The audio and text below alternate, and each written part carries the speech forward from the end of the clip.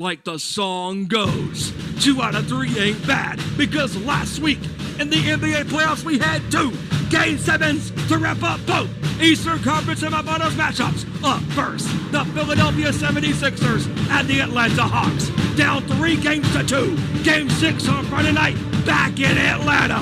Philadelphia responded on the road, winning Game 6, 104-99 to tie the series, and then back to Philadelphia for Game 7 on Sunday. In Game 7, Atlanta's Trae Young finally had a struggling game, but Atlanta's Kevin Huetler picked up the scoring for the Hawks as he scored 27 points. Philadelphia's Joel Embiid did his usual damage from down under, scoring 31 points for the 76ers, but it was not enough, because Atlanta won Game 7 and the series 103-96. Now they advance to the Eastern Conference Finals. Thursday last week, Game 6 between the Bucks and the Nets. Milwaukee tied the series against Brooklyn to send it back to Brooklyn on Saturday night for a primetime fight in Game 7. In Game 7, Brooklyn's Kevin Durant scored 48 points. Milwaukee's Giannis Antetokounmpo scored 40 points for the Bucks. It was one hell of a game on Saturday night, but Milwaukee won Game 7 in overtime, 115-111. Now they take on Atlanta in the Eastern Conference Finals in Game 1 on Wednesday night. Atlanta won Game 1, 116-113. Trae Young scored 48 points. Giannis Antetokounmpo had 32. Drew Holiday had 33, but it was not enough. Can Milwaukee respond in Game 2? And the Western Conference semifinals matchup between the Jazz and the Clippers. The Jazz blew a 25-point lead against the Clippers as the Clippers came back in Game 6 to win the series against the Jazz. Now they take on the Suns in the Western Conference Finals in Game 1. Phoenix won Game 1, 120-114, led by Devin Booker's 40 points. Paul George had 34 for the Clippers. In Game 2, it was one hell of a game as Game 2 went down to the wire. DeAndre Ayton scored the game-winning basket for the Suns, winning 104-103. How will the Clippers respond in the next 2 games back in Los Angeles? In the NHL, it's all or nothing. Game 7, Tampa Bay and New York and Montreal leads 3 games to 2 against Las Vegas. The nation speaks to you. Next.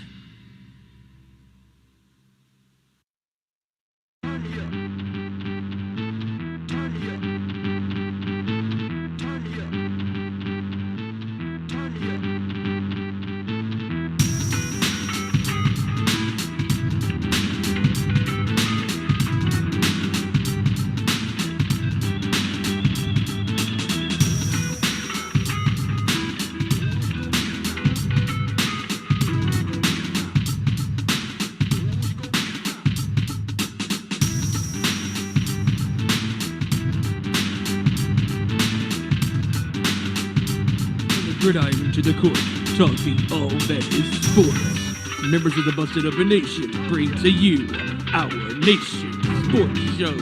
Here are your hosts, Kevin, Statman Big John, Ezra Vicker, Kevin Rorie, and Stephen Wyand. What is up, everybody? What is going on? And we are here and we are live once again. Our Nation Sports Show is back again this Thursday. I hope everybody is having a good week. We are here. We are ready to rock and roll. And man, dude, we got a great show for you today. We got a special guest which we'll introduce here in just a brief second. But of course, we got to get into the specifics of the show, which is, of course, the ways you can follow us. Our first way is, of course, on YouTube. If you go to youtube.com, you can type in Our Nation Sports Show in the search bar. You can find us there. Please get us to 100 subscribers so we can get our own custom URL so it's a lot easier to find us instead of having to search through 10,000 other videos. Definitely subscribe, share with everybody so we can get to those 100 followers, and we deeply appreciate all the support. The second way you can get with us is through our social media platforms. If you go to twitter.com/Owen Sports Show, or you go to Facebook and type in Our Nation Sports Show, you can chat with us there. You can give us any feedback, any sort of questions or comments about the topics we're discussing. And we love to hear from it, and we love to hear from everybody on there. And then next, and finally, and not least, you got to go with the Discord. Discord GG/Busted Open Nation. You can find the Our Nation Sports Show text channel and the Our Nation Sports Show voice channel, where you can call in, and if you have any questions based on sports or any comments, let us know in the text channel, and we will get you on, baby. Because that's what we do. We're here for you guys, and we're also here for sports. But enough of my yakking. Let's get the people and let's get our hosts introduced for today. First of all, we got my buddy from North Kakalaki, my heavy metal brother, the man who has probably watched more sports this week than most ESPN reporters. That being Stephen Wyand. Stephen, my brother, how you doing today? Oh my goodness. What is going on, folks? Let's do it. Let's rock and roll. Put the pedal to the metal. Mental health will drive you mad, baby. Let's go. Oh, yeah. Very nice. Very nice. Now, Stephen, this gentleman here, I just met before the show started. So why don't you go ahead and introduce this gentleman It would to the be show my today? honor and pleasure, sir. So, ladies and gentlemen, joining us tonight, making his debut on Our Nation Sports Show, I have known this dude for 17 years, and it's hard to believe that. We met at my cousin Daniel Cobo's house in 2004, and we watched WrestleMania 20, where it all began again in Madison Square Garden. And that was one great night, because that right there started a bond that we have been knowing each other for 17 plus years. Like I said, we have watched countless Super Bowls together, NBA finals together. We have laughed, cried, and watched sports together because we're Celtics fans as well. And we're Niner fans, so God bless us, I guess, for that. But anyways, ladies and gentlemen, making his debut on Our Nation Sports Show, it is the one and only Kevin Rorie. Kevin, what's going on, my friend? What's going on, fellas? What's going on? Glad to be here. It's going to be a great show. Yes, it is. Thank you for joining us, man. We deeply appreciate the time, man. I know it was a little last minute, but we were able to get you on and join us for this episode, man. Can't wait to see what your knowledge of everything in sports is, and really get your take on what's going on right now in the world. All right, my pleasure. My pleasure. And before we get going, as far as, before we kick this show off, I would like to say good luck to our wishes to our stat man, Kevin McDonald. He's been having a tough time this week. So, Kev, hope you get better for next week so you can come back and do the show next week. So, well wishes, brother. We got you. Yeah, definitely, stat man. We wish you the best. Your overall state of mind is more important than this show is. Get yourself all together 1,000% and get your ass back in that host chair, brother. Yes, sir. Let's go. All right, we're gonna start this discussion off with, of course, what else? The NBA Finals, or the NBA playoffs, shall we say, man? It's been a crazy series.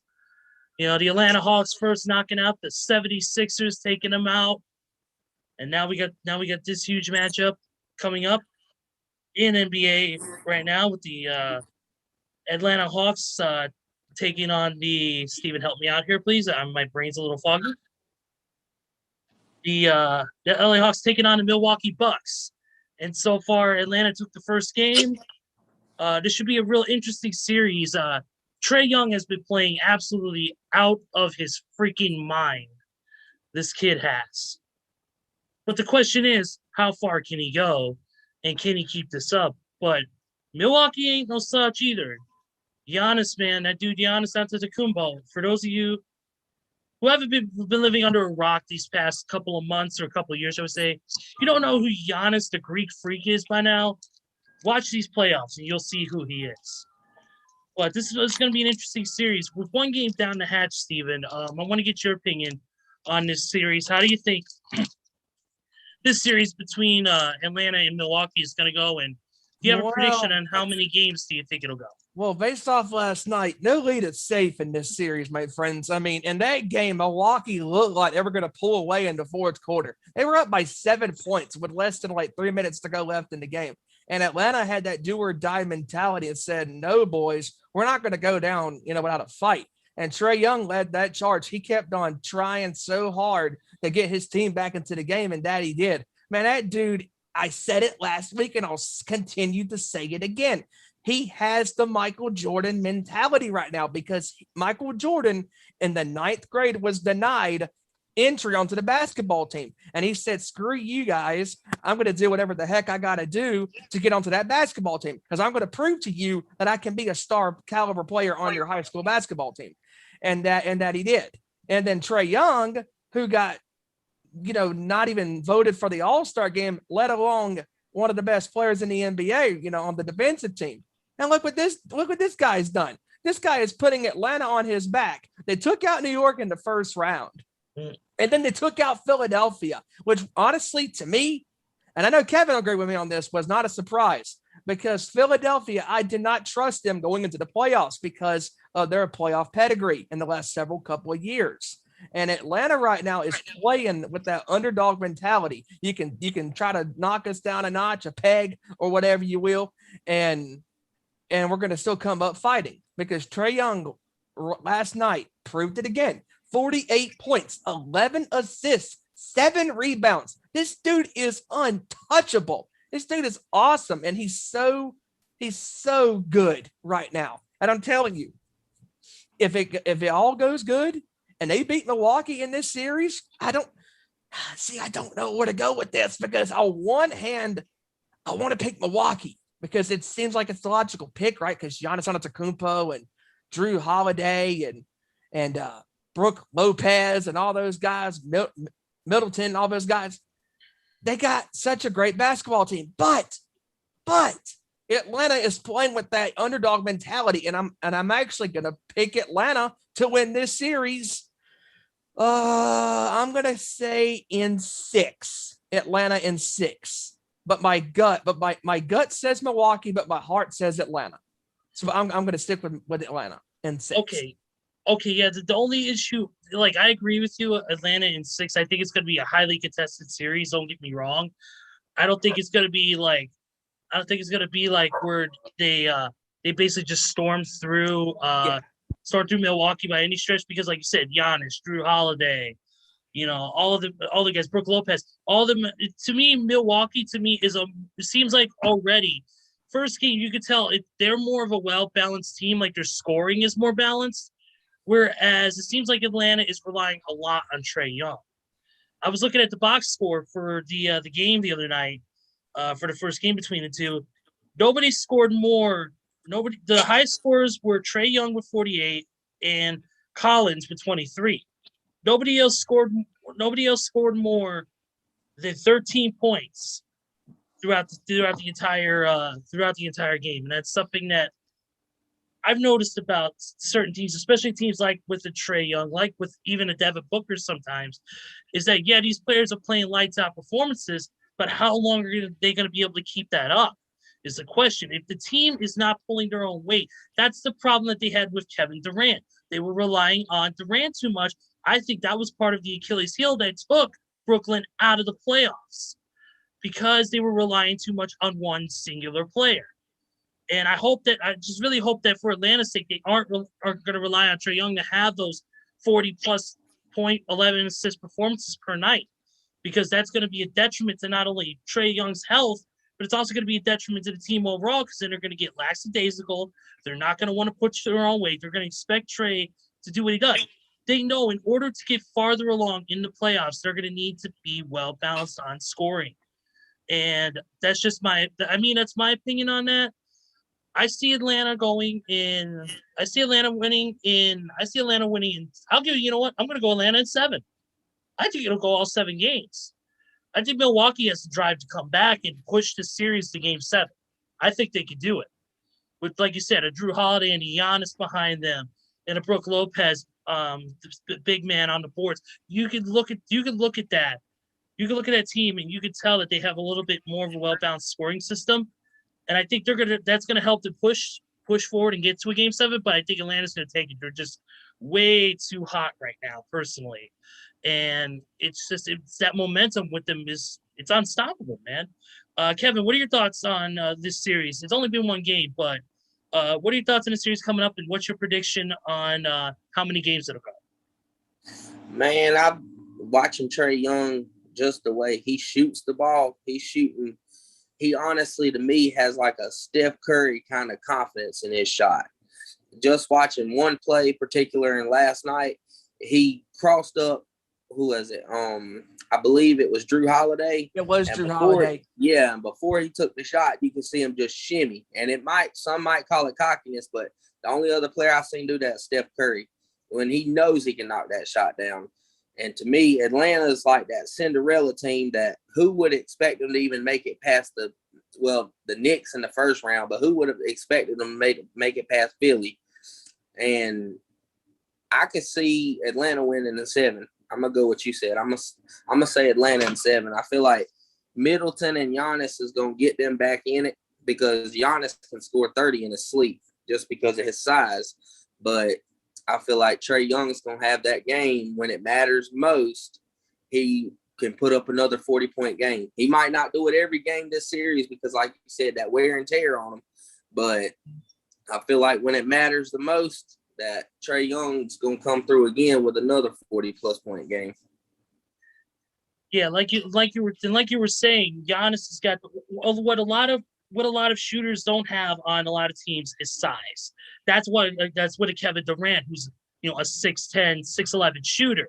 You got Giannis, who's near 7 feet tall and can shoot like a point guard or forward. The guy is so damn good.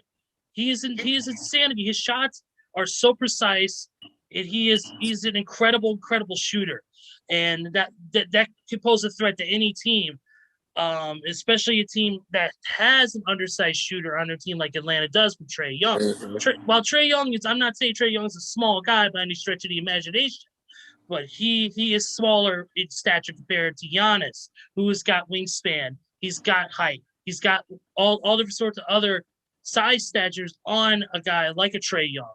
So to me, I think that's a huge advantage for Milwaukee, especially when it comes to the shooting department. Steven, what are your thoughts on any more thoughts on the series here? Oh man, this series could go so many different ways. I mean, it's like you guys are saying, it's gonna depend on, can Trae Young get the help that he can get like he did in the Philadelphia series, because that is going to be a huge factor, because that's how Milwaukee beat Brooklyn in game 7. Kevin Durant scored 48 points for Brooklyn and had one heck of a game, but you gotta have those other components like a James Harden helping you out when it matters the most. Because I think Harden could have took that shot in overtime, but he didn't. He didn't want to be responsible for possibly losing the game for Brooklyn.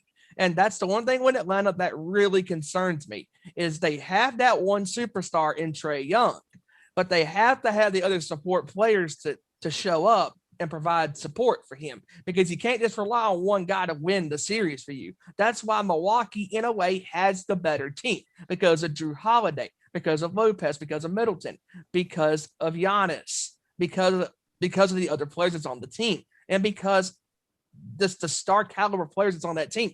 Now, the guy from Atlanta, the head coach, Nate Middleton, he's had a pretty good pedigree over the years with the Trailblazers and all those other teams that he coached, and him being obviously a player in the NBA all those years. He knows what he's talking about, but you got to have the caliber players to help you out when it matters the most. Like I said, he can't just rely on the one guy. And that is the one thing that I think that can be a real bad thing for Atlanta, because they've come this far.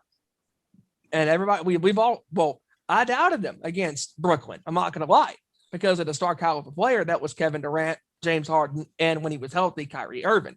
If Kyrie didn't get hurt, I think Brooklyn wins that series, but that's coulda, woulda, shoulda. That's why whoever's out there on the court, that's what it matters, because the game is happening right now.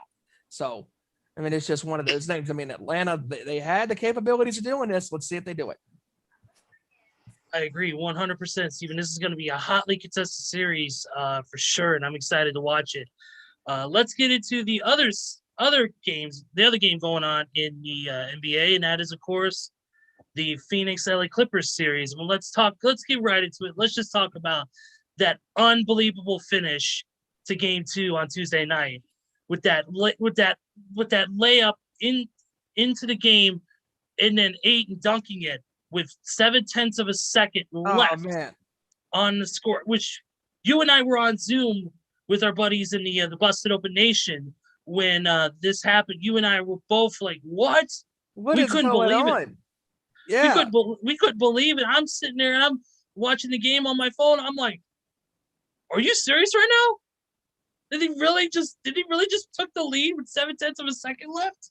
Yeah, because I was listening to the game and I'm like, wait a minute. On SiriusXM, I was like, wait a minute, what just happened? And then I turned it to ESPN. I was like, oh my God, did they just score the game-winning basket? And little did we know he did. Man, that was a well-executed play. That was a great play call. Absolutely. That was a great play call. And I looked back at the footage and I noticed that hole right there. I noticed that hole to the basket was perfectly there for Ayton to come in there and dunk that ball. They had their defense spaced out good, but they left that one spot on the right-hand side open, which let Ayton get into that lane and dunk that ball. To me, I feel like if they would have had just a little bit of a tighter defense near the basket, I feel like maybe it would have been a different story. We'd be talking about a tied series instead of Phoenix being up 2-0. They said if DeMarcus Cousins had slid just slightly over to the right to guard the rim on the inbounds, that he wouldn't have been able to get that lob up at the rim. That would have been really tough. But think about this too, guys. If Paul George makes those 2 free throws to go up by 3, it could have been over. When you miss one or even both free throws, it leaves that door wide open a little bit, and it gave Phoenix the opportunity to call the play that they did, and they executed with excellent execution. And on everything on that play, everything had to go right. From the pick set by Devin Booker to get Ayton free at the rim, the lob itself, everything had to go right.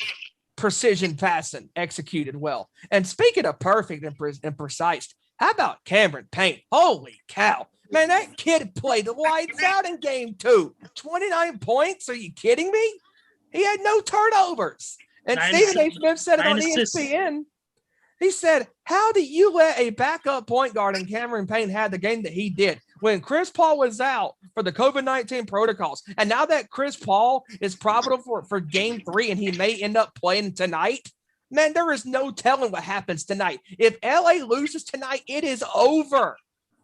The craziest stat, though, is how well Chris Paul has been able to not turn the ball over. So with him being out, the Clippers still in 2 games only forced 7 turnovers.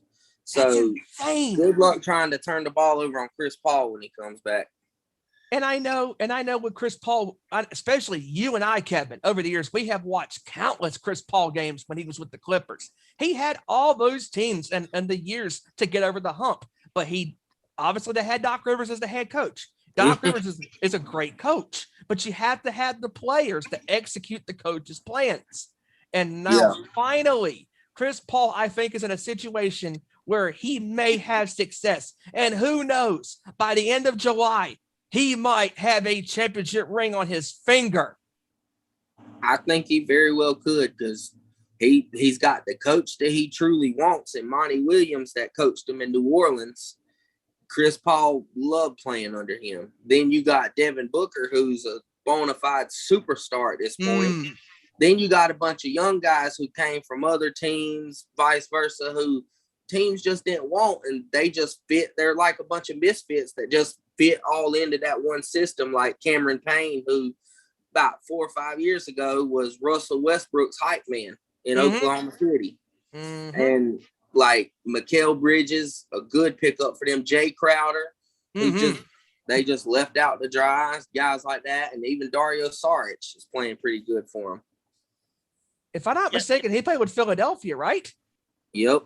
They let him go. That's insane. I mean, it literally looks like Rudolph and the Red-Nosed Reindeer with the Island of the Misfit toys right now, like you said. It's insane. Yeah, Steph, dude, this team, I was looking at the box score for the game, and the scoring, you could tell the scoring, definitely Phoenix Suns were a little bit more on the even side when it comes to team scoring. Ayton had 24, 14 and 1. He only had one turnover throughout the entire game. Devin Booker had 20, at 24 and 5, but the problem was with Booker, he had 8 turnovers that game, which is part of the reason why the Clippers, why this game was so close, because of those costly turnovers by people like Devin Booker, and that's something that Devin needs to be careful of this next game, because if they leave another door like that open, the Clippers may actually shut it this time, and that's concerning if you're a Phoenix Suns fan. And I wanted to update this. It was just reported a couple hours ago that Chris Paul is officially available for Game 3 tonight. That right there brings a lot of positive vibes to the young guys in the locker room, just because of his leadership. Like, just what him coming back is going to bring to the table. Like, you have a coach, pretty much a coach on the floor with you, a leader, and his leadership ability is insane. I do a quick little stat here on Chris Paul. During the 4-game sweep of the Denver Nuggets, he averaged 25.5 points on 62.7% shooting, while dishing out 41 assists against 5 turnovers. Don't turn the ball over much. No, he did not. Chris Paul, to me, I think this is his year. I think finally this is his year to win a championship. You know, even with the Clippers, he came close, but he got stopped by one. They always got stopped, usually in the conference finals or in the semifinals. I think this year is going to be the year for CP3 and for the Phoenix Suns. I think they're playing so lights out right now. I think it's just going to be impossible for Clippers to come back, especially with Kawhi Leonard still out for Game 3 and pretty much doubtful for the rest of the series with that right knee sprain. Yeah, I think they got a good chance. Chris Paul got a good chance to get him one, because people in the past have talked about how he wasn't made for the playoffs, but he wasn't never set up in the right system his whole career pretty much. When he was in Houston, when they had a good chance, they had Mike D'Antoni, who's a simple isolation coach. All he preaches is isolation basketball. James Harden, same way. And in LA, they had a chance, but seen how that worked up. But this year, he's playing on a true team that don't believe in one guy scoring 40 and everybody else just doing everything else. They all play team basketball on Phoenix. Yeah, absolutely. Absolutely. Scoring is a lot more even on the team in the last game, whereas the Clippers, only one person scored more than 20 points, and that was Paul George. Mm-hmm. Paul George scored 26, while the next highest scorer was Jackson with 19. So to me, that could be an issue going forward with the Clippers, is the fact the team's not scoring as much as they should, and they're relying once again on another power player. That's something that I preached about when we talked about the series with the Bucks and the Hawks. Yep. Is the fact they're relying too much on a star player. And overall, this series, I don't think it's going to go far. I think it's going to be 5 games. I will give the Clippers 1 game. And this is me not bashing the Clippers. They're a good team. They got good players.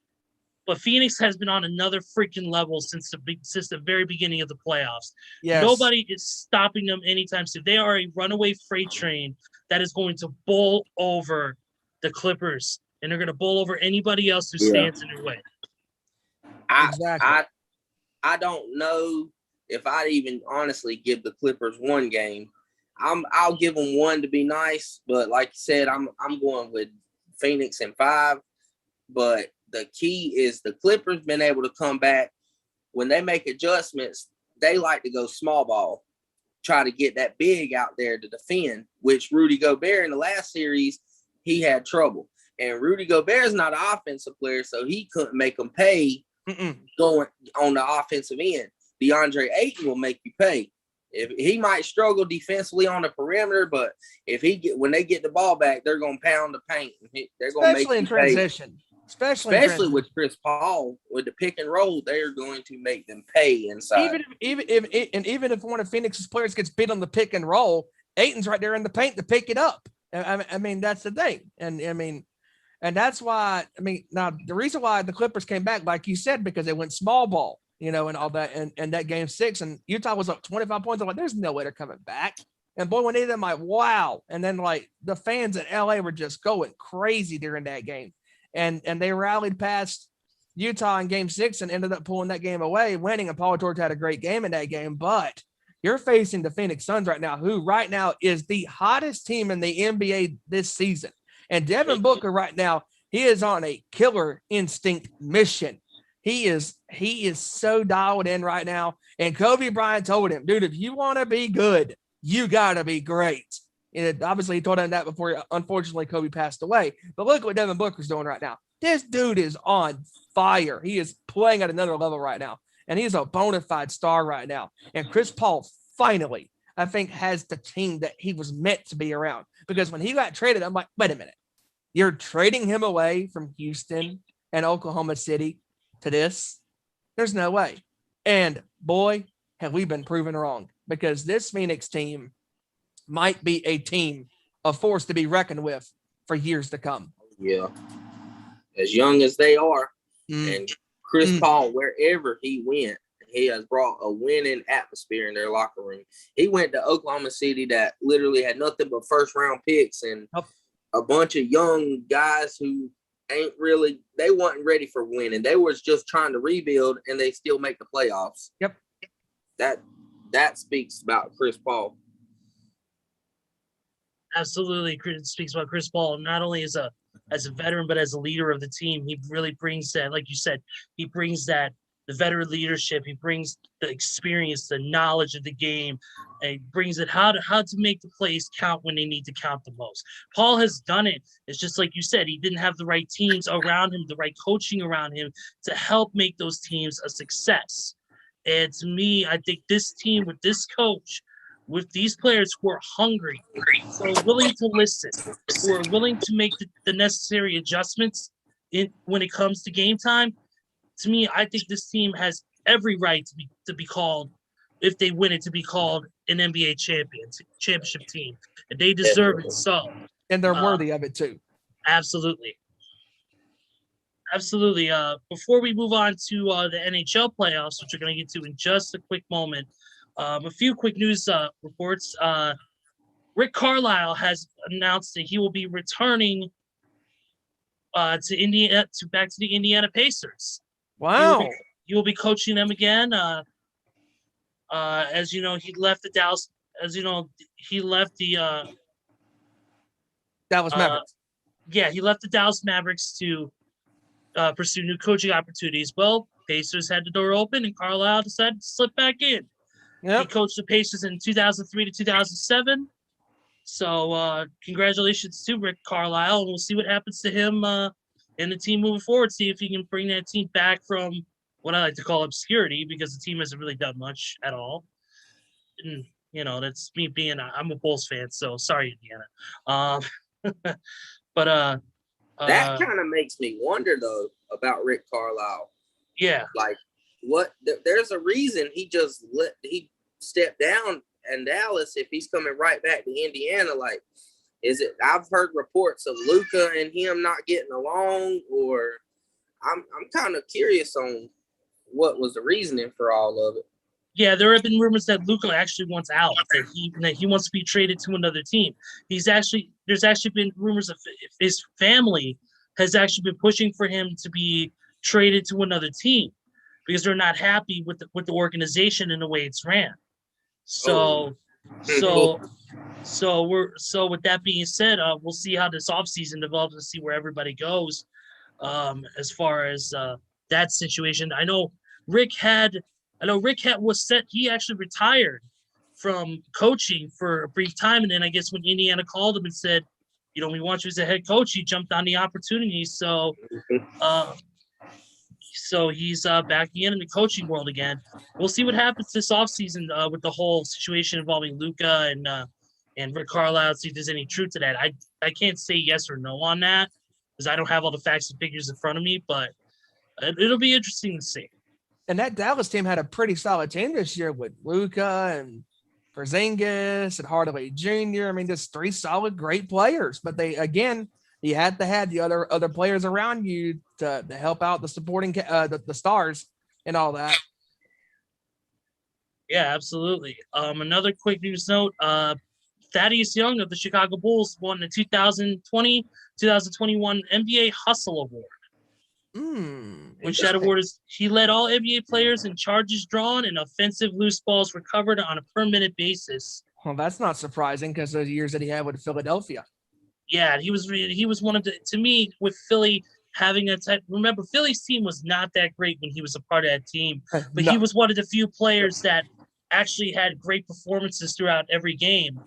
And to have a guy like that who is reliable on the team, and I'm a Bulls fan, and I've been through my fair share of heartbreak with the whole Derrick Rose situation, and the trading away of teams, the firing of Thibodeau, and all the other BS that the Bulls organization does not know what they're doing. Got rid of Ben Gordon in 2009.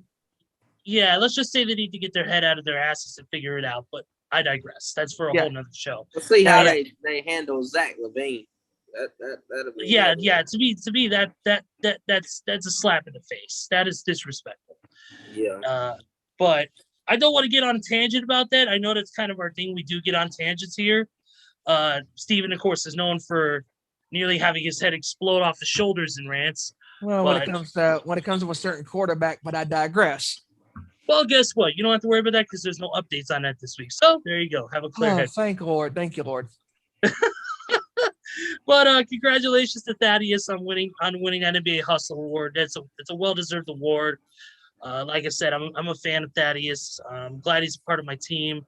Hopefully he sticks around for the long haul. But yeah. Oh, what were you gonna say, Kevin? Oh, nothing. Okay, I just wasn't sure if you had anything else to. Oh, no. So, okay. The Celtics are currently set to hire a guy by the name of Ime Udoka as their head coach. He played a total of 316 games over 7 seasons with 5 NBA teams before retiring in 2012 and joining Greg Popovich's staff in San Antonio as an assistant coach. So he was the Brooklyn Nets assistant coach last season, and now he is going to be the new head coach of the Boston Celtics.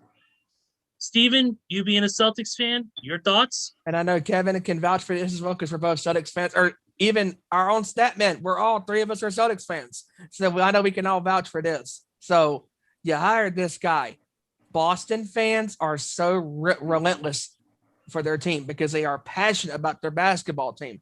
And Brad Stevenson, he had a great run with Boston at times, but Stevenson, he just didn't have the tools around him as far as players to be, because he had superstars like a Kemba Walker, those couple years, Kyrie Irving that won a couple years in Boston, Jason Tatum's become a star for the Celtics, and Brown with the way he's been playing over the years. I mean, solid players, but yet again, we keep on preaching. You got to have a complete team around you.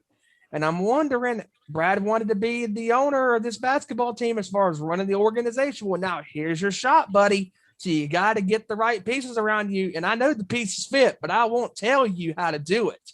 But if you want it to fit, you have to go out there and find the right players to fit around your team. Definitely. Yeah, definitely. It's going to be interesting to see how this goes. Kevin, your thoughts on Ime Udoka taking over the head coaching spot, Boston? Gonna see how it goes because Brad Stevens knows, just like everybody else knows, the fans knows. You build around Tatum and Brown. That they need to be stuck together. That's the team. That's your guys. That's your future, and you're now. You need to build around them. So I trust Brad Stevens when picking a head coach because he kind of was grown with them guys. When Jaylen Brown and Jason Tatum were rookies, he was there. Yeah. Stevens was the coach of them when they went to the Eastern Conference Finals, obviously, against Cleveland that year. And, man, that was a crazy series because a couple of plays and that game 7 could have went either way, and Boston could have won that game. But it obviously didn't happen because LeBron is LeBron, and LeBron did LeBron things and scored 40 plus points in that game. If LeBron went there, the Celtics would have been in the finals. Dude, that game 6 was insane. I remember that game. I'm like, wow, they forced a game 7 and with that team. And now that Jaylen Brown and Jason Tatum are 3-4 years into the league to the league now, and this will be their 4th year and with the Celtics, obviously. Let's just see how they do, and I hope they do good. I mean, Tatum is a star on the rising right now. This kid is playing so well, and Brown is the perfect sidekick for him. Especially seeing how Tatum played, even though he was by himself, like you said, they didn't have a team around him. How he done against the Nets team, against that super Nets team, and how he fared in his one-on-one with Durant. He done his thing. He did. Absolutely. Yeah, absolutely. The team seems like this. It seems like Brad Stevens. I think he's going to make the smart moves when it counts. As far as I know, this is his first time being in this new position of his, and this is the first big move he's made. I think it could be a smart move. We're going to see how this rolls on as the offseason progresses and see what kind of moves he makes with the new head coach. But I wish the Celtics all the best with this, and I hope they're able to make the smart decisions when it counts, build that team, like you said, and hopefully next season we'll have the Celtics deeper into the playoffs. We'll see. You guys have any more you want to talk about with NBA real quick? Steven?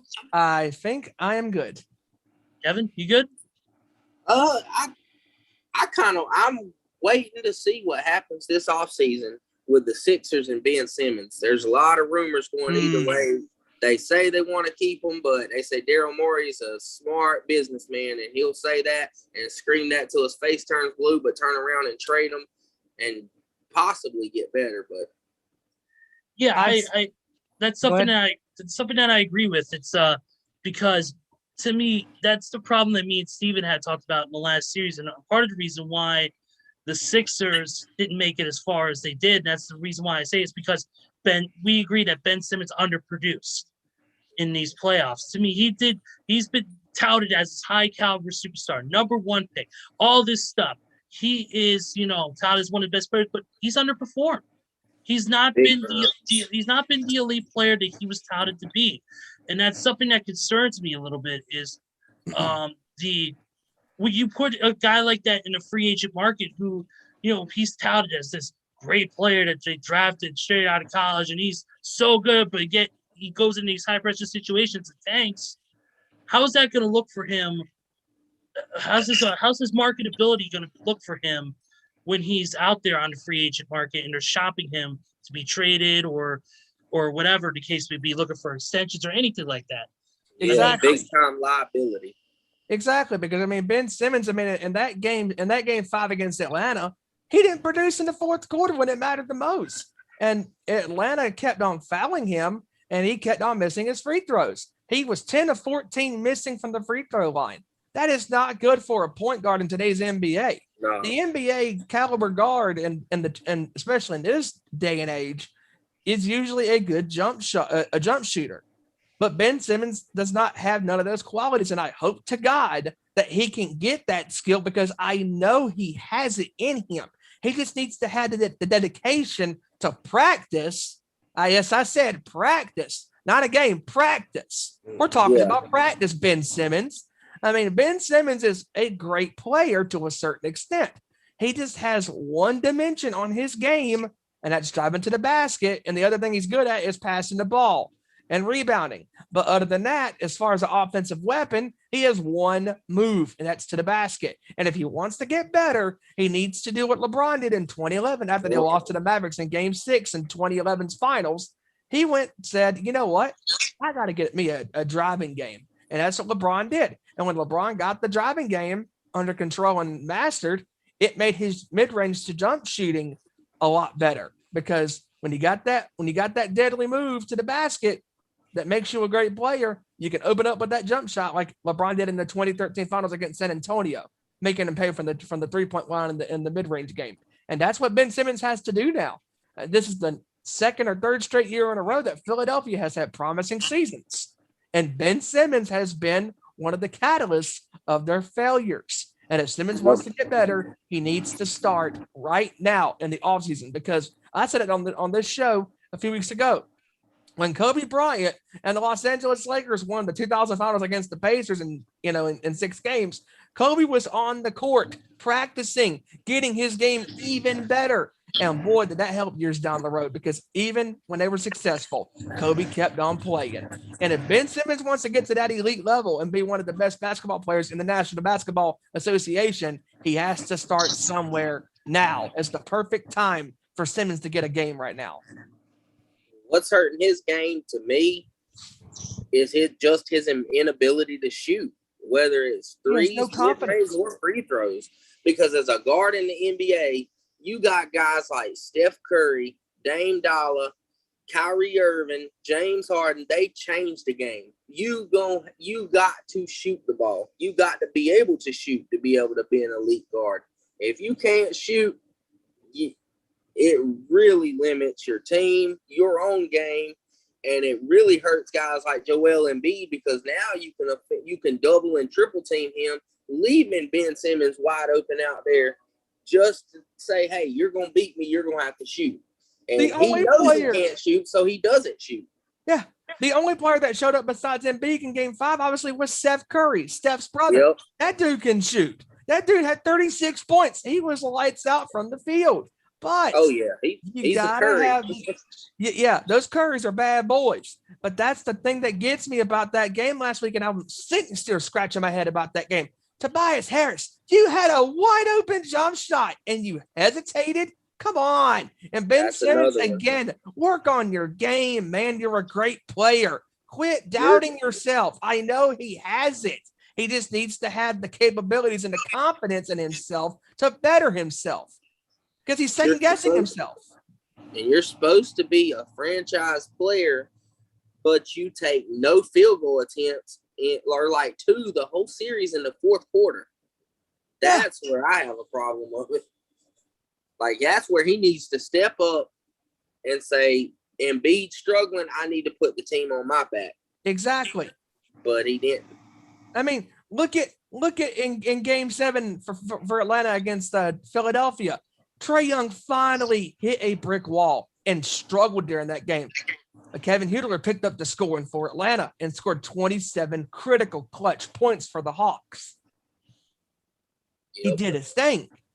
That's why Philadelphia is out right now, and Atlanta is in the Eastern Conference Finals. And even if Philadelphia was in the finals right now against Milwaukee or even Brooklyn, I still wouldn't be picking Philadelphia, because Ben Simmons is the weakest link. Goodbye. Practice. From what I heard,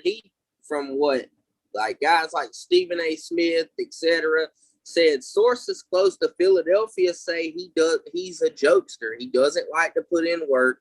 He likes to just goof off. He doesn't like to practice. He doesn't like to put in the work. He doesn't like to grind to get better, when everybody knows that's what he needs to do to get better. He needs to put in the work. I mean, Devin Booker right now is putting in the work for Phoenix, and look where they're at right now. They are 2 victories away from the NBA Finals. The first time Phoenix will, if they win this series, the first time they've been to the finals since 1993. Yeah. It's insane how Devin Booker is a player compared to Ben Simmons, because Devin Booker has put in the work and he's become a superstar caliber player. He became so good that he's getting a lot of comparisons to the late great Kobe Bryant. And rightly so. His mid-range game, his passion. And no, he's not outspoken like Kobe, or he's not going to trash talk y'all game, but his game really comes after Kobe.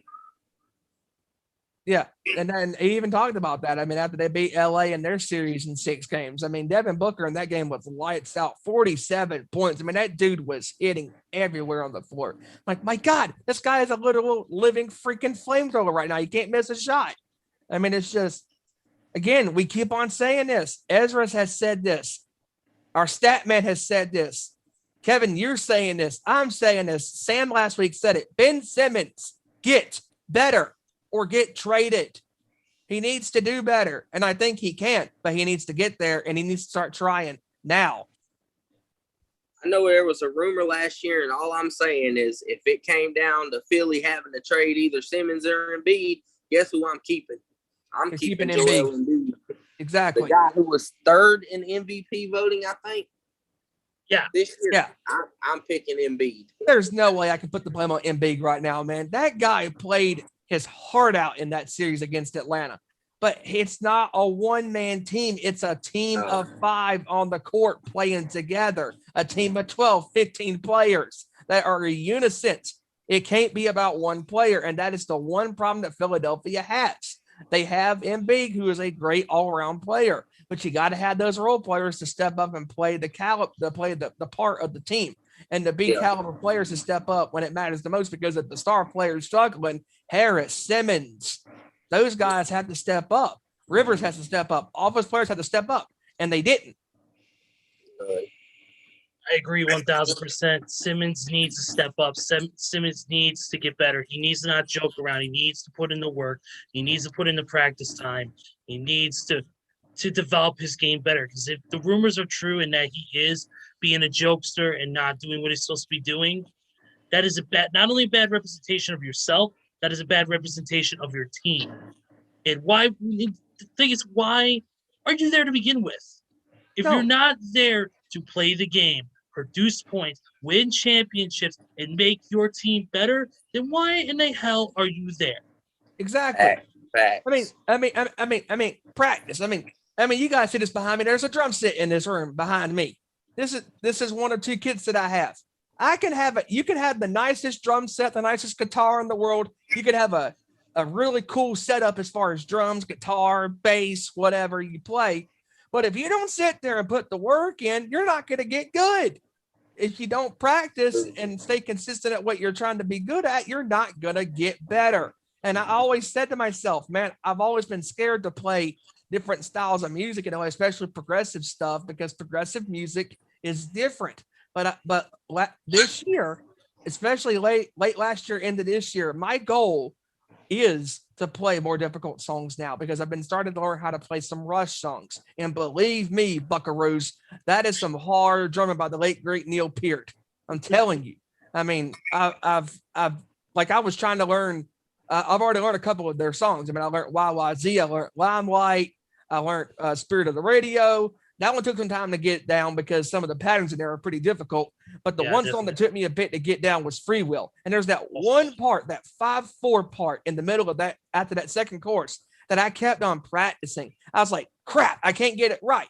I don't care how long it takes. I'm going to do whatever it takes to get this down. Because if you keep practicing your mistakes, you're going to get better. And that's what Ben Simmons needs to freaking do. Practice your jump shot. Because if you don't, you're not going to get better. You can't just have, again, a one-dimensional game, because they're going to eat his ass alive. It's simple as that. Absolutely. Ben really needs to pull it together. It's going to be interesting to see this offseason, where if any time during the offseason they may shop him out for somebody else. I agree with you 1,000%, Kevin.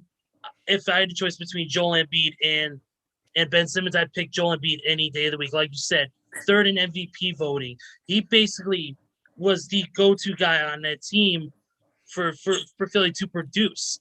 And that's an unfortunate fact to me. When Embiid was out, Philadelphia struggled big time. Absolutely. Number one reason, because Ben Simmons didn't do his job and didn't produce what he was supposed to. Let's just play devil's advocate here. If Ben Simmons played in the NFL, do you honestly think Bill Belichick or Andy Reid or any of those coaches would say, hey, boy, you're doing a pretty good job? No, they would chew him up and spit him out like tobacco. You cannot play like that. Not trying. Because if you're a professional player, you're getting paid all of that money to supposedly be an elite producible player. Russell Westbrook took Oklahoma City on his back, a team that had nobody on that team, and had one hell of a season, being the MVP and averaged a triple-double during the entire season when he won the MVP a couple of years ago. That is elite. And Ben Simmons right now is not elite because he's not putting in the work, and he needs to. And we will continue to preach to the choir till the freaking cows come home on this subject. If Ben Simmons does not do his job, Philadelphia, as much as I'm not a Philadelphia fan and we're not either, but Philadelphia fans are passionate about their sports teams, Eagles, Phillies, Flyers, 76ers. If you are not producing, you deserve to be kicked out the door. Here's your bags. This is an A and B conversation, so see your ass out of here, because if you don't produce, they have the right to sit there and say, you're out of here because you're not producing. You're not being better than what you can be. Because if I sat here behind my drum kit and played the simple songs that I was always playing all the time, I would not get better as a musician. If Ben Simmons does not get better in the offseason, in the gym, when it's him by himself working on his game, or even if he has Joel Embiid, or if he has Harris or any of those players with him, Ben Simmons is not going to get to that next level because he's not trying right now. And I know we keep repeating ourselves, but it's important right now because Philadelphia is out of the Eastern Conference playoffs and out of the playoffs in general. People thought Philadelphia had a chance this year to go far, but they didn't because of Ben Simmons. Yeah, and a crazy stat, which I believe it was from the whole postseason up until Game 7, I believe, Ben Simmons shot 34% from the free throw line. I don't even think Shaq was that bad. No! Shaq was at least over 50, a little over 50. And you know what's funny, Kevin? And you just brought that up. Shaq, when it mattered the most, hit his free throws. Ben Simmons, you're a guard. The GM is right, though. It starts with his confidence. Like, he don't have no confidence when he gets up to the line. He's just, you can tell he shook. He is, in his mind, he knows he's not going to make it. He don't have no confidence. That goes back to the Trae Young thing. It starts with confidence before skill. Exactly. I mean, and then just to add what I'm talking about as far as, as far as with practicing, if I didn't practice the way I've been practicing, because used to I would hold my sticks kind of like right here at the bottom right here, or kind of like right here, or I would have one hand like this, and then the other hand would be like this. My hands aren't even. My hands are opposite. They're not the same, like right here or right here. Your hands have to be in the same position on the drumsticks. If you want to get that even flow out of the sticks, you got to have, there's certain techniques you have to practice. If I'm too far down here, I'm not going to get the right balance. If I'm right here, I'm in the balance. If I'm too far up here, there's no balance, there's no rebound, none of that stuff. You have to practice techniques. And again, we will keep on saying this because like I said last week, I am the founder, the creator, the establisher of the Aaron Rodgers seek and destroy. Ooh, yeah, bandwagon. And I will continue to be the owner of that bandwagon. And as of right now, I will continue to sit here on this show along with Ezra, along with our stat man, along with Sam, along with Kevin, along with everybody else who's on this show. And we will continue to sit here and say, if you don't practice and get better at your game, you're not going to go far in any walk of life when it comes to sports. Because Hijacker Mike, as well as I know, he is a diehard sports fan himself. He's a diehard A's fan. And he knows this. If Oakland didn't have the players on their baseball team doing what they're doing as far as getting better at their game, they wouldn't be at where they're at right now because they're having a hell of a season right now for the A's. And you got to practice, man. And if Philadelphia wants to go far next year, it starts with Ben freaking Simmons.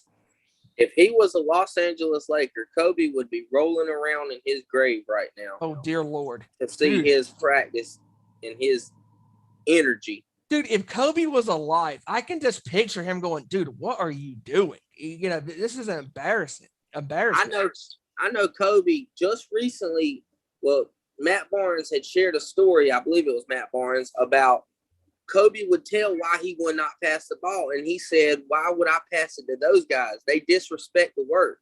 They come in when it's time for practice and they stay and they leave right after practice. They don't work like I work. They don't practice like I practice. Right. Yeah, and I'm glad you brought that up, Kevin, for a topic, because that was a topic that needed to be discussed, and that's Ben Simmons, because he's the huge elephant in the room when it comes to his play.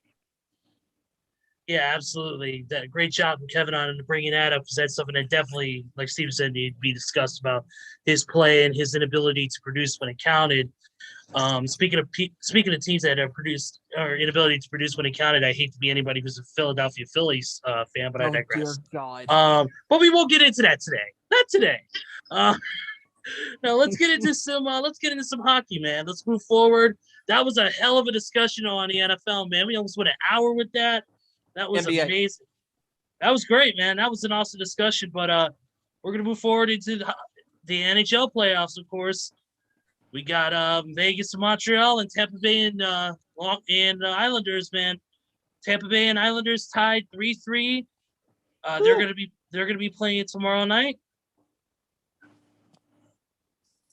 And Vegas and Montreal are Montreal's up 3-2 in the series. After Lightning lost the last game to the Islanders 3-2. And Tampa Bay and New York, I believe Vegas and Montreal play tonight. Or no. They do. Yeah, they do. And then Tampa Bay and New York play tomorrow night. So Yes. this has been a hotly contested series. Both series have been hotly contested.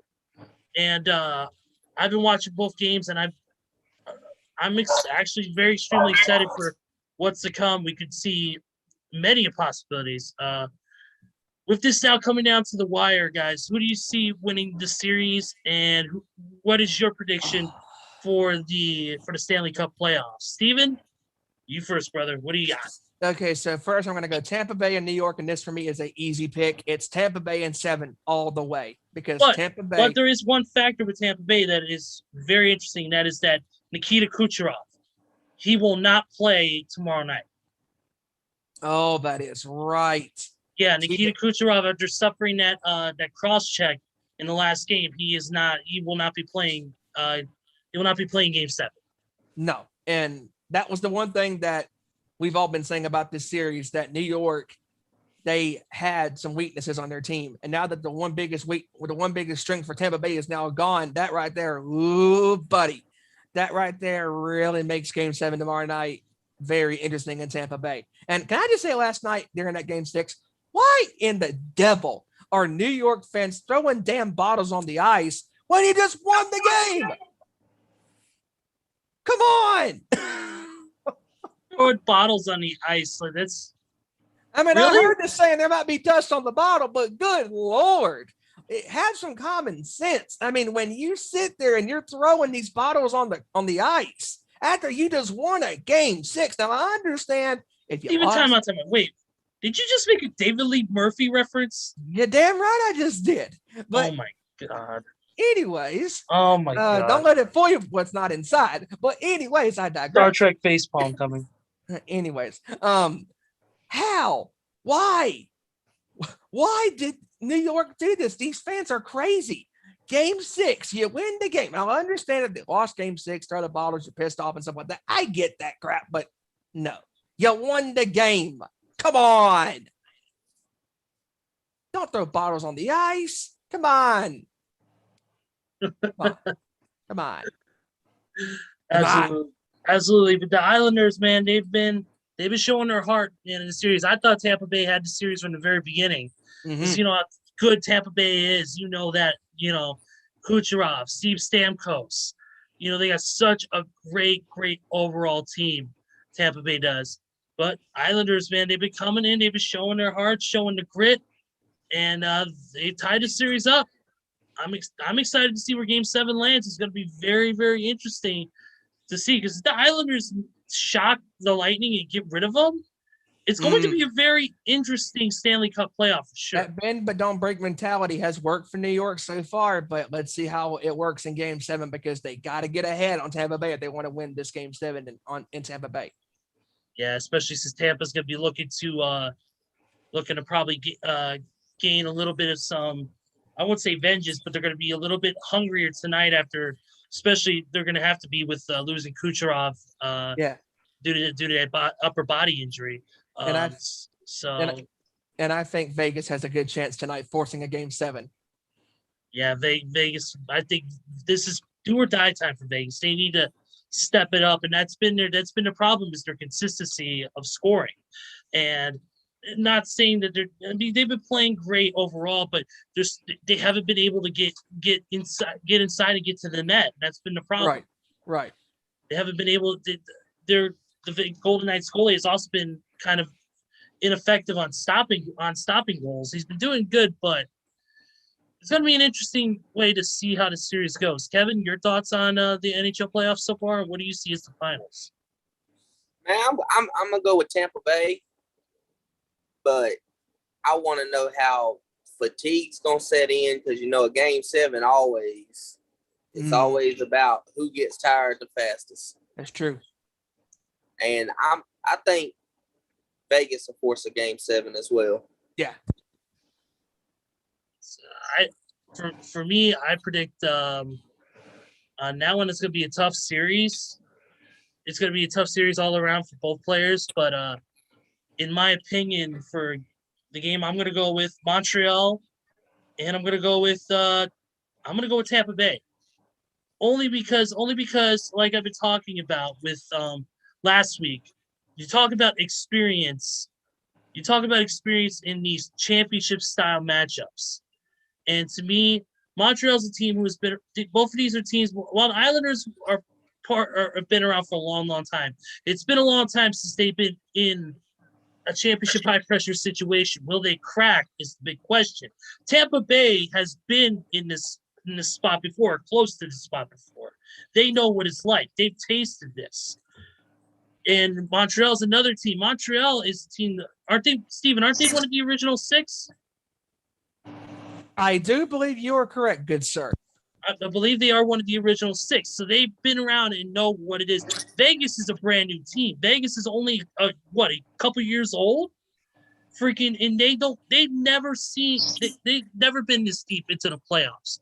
And that's something I preached about last week is the pressure. Will the pressure take them? Will the pressure overcome them and cause them to make the mistakes when they should be making them and not make the plays when they count? And that's something that a team like Montreal has seen in the past. They've seen championships where Vegas is not. They're a brand new team. So I'm kind of wondering, what's going to happen there on that series as well with the whole, when it comes to having veterans or the veteran team that knows what it's like versus a new team that's new and hungry and trying to get to that elite level. But we'll see what happens. As far as any other hockey news, real quick, before we move on, we got some news here. Legend, one of the greatest hockey players of all time, Mark Messier, will officially now be a member of the ESPN analyst team. He has officially signed a multi-year deal to join ESPN as a NHL on-air studio analyst. Said a quote from Messier, "The game of hockey and the NHL have afforded me enormous opportunity, success, and experiences on the ice and in my life. My passion for the game is as strong as it's ever been, and I am looking forward to sharing that passion, plus my insights and analysis with the sport's incredible fans." He will be appearing on pretty much all the major sports networks, especially after the new acquisition with ESPN and the Walt Disney Company. So we'll see. That should be interesting. We also have a head coach has been hired for the brand new Seattle team that'll be coming in soon with the new expansion of the NHL, the Seattle Kraken. David Hextall, who has been around for years, he's been a head coach before. He was a head coach before for the Philadelphia Flyers for the 2015-2018 season. He played for parts of the season before getting fired 31 games into the 2018-2019 season. So that'll be interesting. Of course, if you guys don't know, Seattle Kraken will be the 32nd team in the NHL. So it'll be interesting to see how the playoffs look and how different areas of that look with the new team in place, and we'll see what they can do with him as at the helm of this brand new team. Mind you, Seattle is getting a hockey team, but really they need a basketball team. Anybody still bitter about the Supersonics? Oh. Wish they would get one back. Did I pinch a nerve there? I'm sorry. Pigeon so thick you could cut it with a knife. Oh yeah, it's such good shit. Let me tell you. Such good shit. Boss, we need a new basketball team. Well, what the hell do you want to do? Well, boss, we need a basketball team in Seattle. Who the hell wants to go to that city? Boss, they got a football team and they just got a hockey team. A what? And a baseball team. And we need a baseball team too, boss. Damn it! All right, screw it. Get a basketball team. Get a baseball team. You're right on the money, boss. You're damn right. I'll sign the paychecks. Oh, Steve with that famous Vince McMahon impression. Oh, God. Ha ha ha. Eventually, if Bully Ray hears this is going to send a cease and desist to your ass. But I digress. Yeah, probably. Yeah. Either that or he'll just block you on Twitter. But probably. Either way, I'm excited for this upcoming series with these upcoming series in the NHL and seeing what the Stanley Cup playoffs are going to turn out. Tonight's game with Montreal and Vegas will be at 8 p.m. Eastern on USA. And then tomorrow's game with Tampa Bay and the New York Islanders will be at 8 p.m. Eastern as well on NBC Sports Network. So speaking of dates and scores, why don't we go ahead and let's get into a quick sports update. Sure. A little score. Let's go ahead and do a little score update. Of course, tonight, like I said, with the Golden Knights and Canadiens, 8 p.m. Eastern on USA. Also, Suns and Clippers, which will be tip-off should be within the next hour on ESPN. Of course, Phoenix leads that series 2-0. Montreal leads their NHL series against the Golden Knights 3-2. Some baseball scores here. Currently, the Blue Jays beating the Orioles 6-0 in the middle of the second. The Reds and Braves are knotted up at 1 apiece, bottom of the third. The Red Sox and Rays are knotted up at 0 apiece in the top of the fourth. Astros and Tigers. Astros are up 4-0 in the top of the third. And then the Nationals and Marlins. Nationals are up 5-0 in the bottom of the second. And then we got the Royals and Yankees finished up earlier today. Yankees won 8-1 over the Kansas City Royals. The Oakland A's beat the Texas Rangers 5-1. And then later tonight, we got the Indians and the Twins at 8:10 Eastern. The Pirates and the Cardinals at 7:15 Eastern, and the Cubs and the Dodgers at 10:10 Eastern time. So it should be a good slate of some great baseball tonight as well. As far as baseball news goes, really not that. Really, it's been a quiet one. I know that we're getting ready for the All-Star break. One big report was that the new All-Star jerseys came out recently, and let's just say that social media reaction to it has not been that great. The fans have been having fun with it in a sense that they are just absolutely wrecking it and destroying it. Because the jerseys are basically a plain white jersey with like a marine blue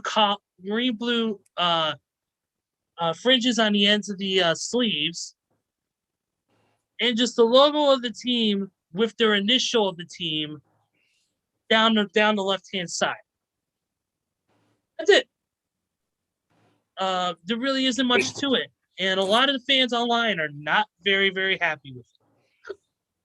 One person reported the MLB All-Star jerseys are so bad. Like, what even is this? So yeah, it's not looking too well right now for those new jerseys coming up. Yeah. I know, Steven, you've heard about it, but Kevin, have you gotten a chance to look at those new jerseys for the MLB All-Star game? I have not, but I definitely will go check them out. If they're that basic, Yeah, because if you remember jerseys in the past, they would always be colorful, and each team would have their own. It would look awesome. Now it seems like they're not even trying. From what I'm looking at, It's just like WWE shops people. They're not even trying. No. But I digress. That's for Saturday's show. But yeah, from what I'm looking at, it's not exactly the greatest thing. As far as jerseys coming up. And of course, speaking of the All-Star game, we're at phase 2 of the All-Star ballot. They said phase 2 balloting will start begins Monday, June 28th at noon Eastern. It concludes Thursday, July 1st at 2 p.m. Eastern. Mm-hmm. So it'll be interesting to see who makes it. So like of course, guys like Indians first baseman Carlos Santana, Yankees second baseman DJ LeMahieu, Rangers DH Hunter Pence, and D-backs second baseman Ketel Marte all became all-star starters after overtaking the players ahead of them in the balloting during phase 2. That's from MLB.com.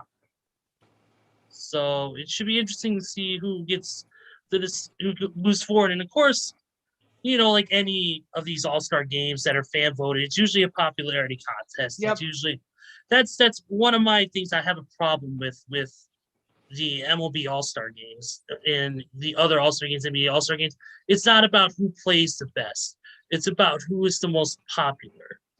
That's why LeBron's in it every year. That's why LeBron was in it every year. That's why Kevin Durant was in it every year. That's why Harden was in it every year. Yep. Because of the fact it was a popularity contest and not a contest based on skill. The only ones that are the home run derby, home run derby, and any sort of skills competition. That's another thing I see with this. I mean, don't get me wrong. There's going to be players who deserve to be in there. Like, for instance, to me, like a Mercedes from the Sox, or even Jose Abreu or whoever, or like a freaking Nolan Arenado. They deserve to be in there. But I don't know why about the popular. I don't know why they even do it, because there was an issue with the NBA with that as well. With like, I personally think Damian Lillard should have been starting over Luka Doncic, but because of that popularity thing, that it put Luka over Dame, and at the time, Dame was playing like MVP. So, man, that's my biggest issue is that if it wasn't such a popularity contest, it was more based on skill, it could be taken more credible. And that's why Trae Young is not even on the ballot this year for the All-Star game this year, which was a crime. But Ben Simmons was. Who? Ben Simmons was. Who? Okay. That makes no sense to me. One of them still in the Eastern Conference Finals. No, come on. Ben Simmons gets voted over Trae Young. Who's voting for this? Oh, come on. Give me a break. The community, I guess. I feel like this is another rant in the works. Well, I'm trying to contain myself because Ben Simmons makes one of. You know what, Steven? We got plenty of time. If you want to rant, the floor is yours. Well, all I'm going to say is Ben Simmons did not deserve the vote that he got for the All-Star game over Trae Young, because Trae Young right now is where he rightly is in the Eastern Conference Finals. Where are you at, Ben Simmons? You're at home doing absolutely nothing. Not practicing either. Not practicing, not doing nothing. Nada, zilch, nothing. You should be practicing right now, Simmons, but you're not. You're not taking your game serious, and I wish you would, because he's a credible athlete. I mean, come on.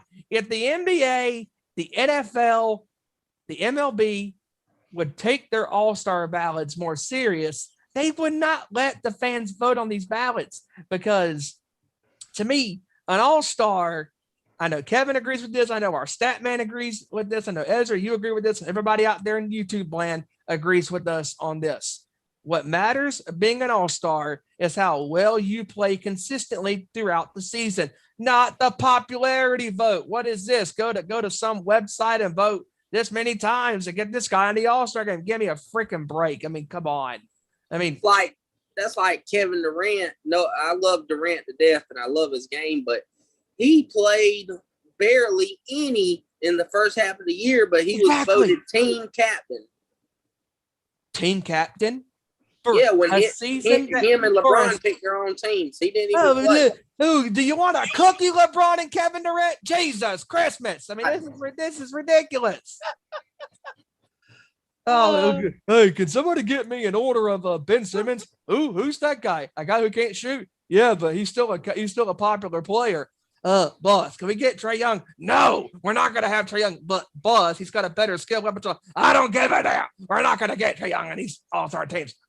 Whatever you say, boss. You're damn right. I run this damn shit. Boss. Okay, whatever. I mean, come on.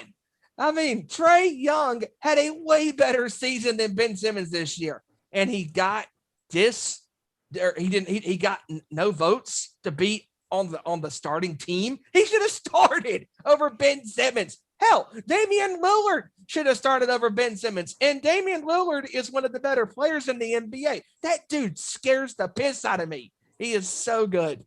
He is so freaking good. That dude is lights out. If it speaks to anything, I don't even think Westbrook got nothing over Ben Simmons. I'm not a big Westbrook fan, but I would rather have Westbrook shooting the ball than Ben Simmons. Oh, yes. I agree 1,000%. And speaking of Ben Simmons, you mentioned this earlier. There is a couple of news stories that I missed that I'm going to go over and you guys can discuss. One of this is about Ben Simmons. This is coming from Adrian Wojnarowski from ESPN, of course. Discussions on Philadelphia 76ers All-Star Ben Simmons' future with the franchise started in Chicago this week and included Simmons' agent, Clutch Sports CEO Rich Paul, and Sixers management. Paul met with President of Basketball Operations Daryl Morey and General Manager Elton Brand at the pre-draft combine to begin evaluating the next step in Simmons' Sixers career. Reevaluating, huh? Yep. That's according to I'll reevaluate this. Ben Simmons, start practicing or get the hell out of Philadelphia. Get the hell out of the sport. I mean, I don't know how the Sixers GM feels, but me personally, I don't think Ben Simmons is going to get much better because he don't want to put in the work. If that is true, and while his trade value is kind of high, I would go ahead and try to trade him for at least some decent pieces. Whereas you wait a couple years down the road and his trade value declines, and you might get a second round pick for him. Because you got to get something out of this, because you can't just trade him away from nothing. You got to get a draft pick out of this. You got to try to get a couple role players at least or something. Oh my God! That's what I said. That's why I said earlier. You know, when it comes to Ben Simmons, you have to get him while his marketability out there is still high.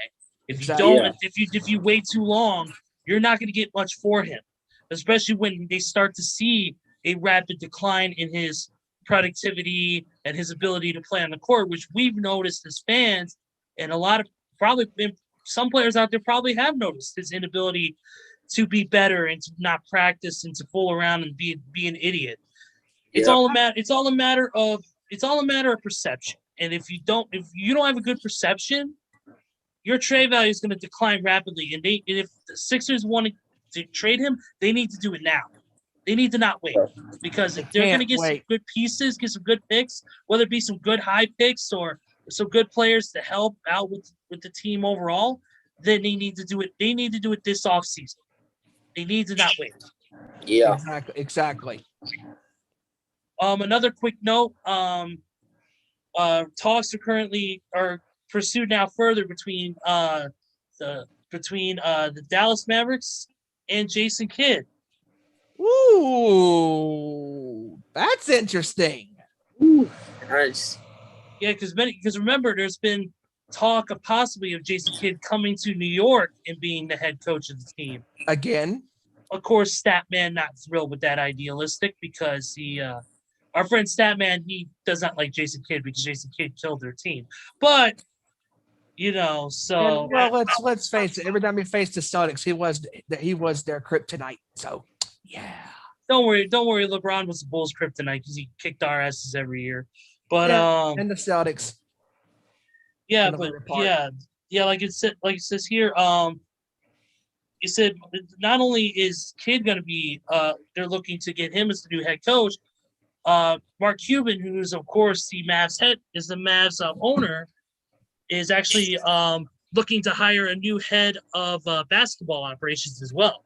Mm-hmm. Oh, So he said the soon-to-be hired executive he has had in-depth discussions about the coaching candidates and identified Kidd as the target. So seems like this new head of basketball operations and Cuban are already on the same page. And Jason Kidd knows the Dallas Mavericks system very well. Absolutely. Yeah. If you want a guy on your team who knows a system like that, why not have a former player? And a guy who won a championship with the Mavericks in 2011 against Miami. Absolutely. It makes sense. When you, like, some people say, oh, why do you have a former player on the team? You could have picked somebody else. Like, for instance, let's say the New England Patriots never got Bill Belichick, and instead they got somebody else.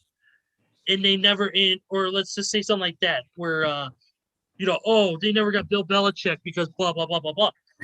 Yeah. You have to have a pick that makes the most sense. And to me, Kidd makes the most sense. Like you said, he knows the system. He knows Cuban.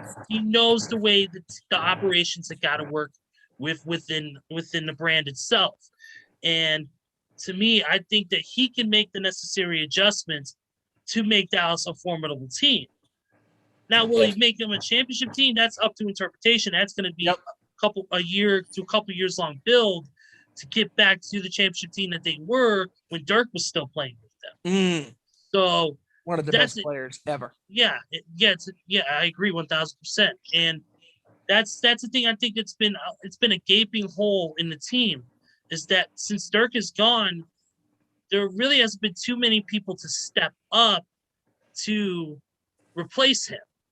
To me, the overall team chemistry has got to be there, and it just seems like to me that with Kidd on the court, with Kidd there, acting as that guide, I think he can help propel that team to success and maybe even head into the playoffs.